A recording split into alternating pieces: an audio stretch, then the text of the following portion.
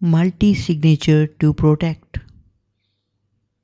Now, Bitcoin includes a multi-signature feature that only allows a transaction if it is approved by multiple users.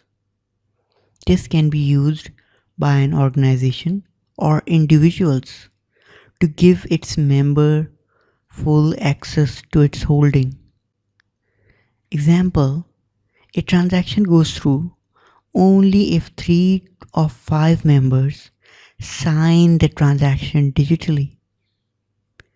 Some wallets also provide multi-signature wallets, allowing the user to keep control over their money while preventing a thief from stealing funds.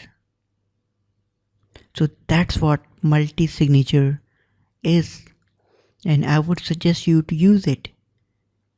Tell your wife, your kid to digitally sign the transaction so that it doesn't go through even if your web password is compromised. You can even make 2 to 3 accounts and then digitally sign yourself so that if one account is compromised, it doesn't let the transaction go through.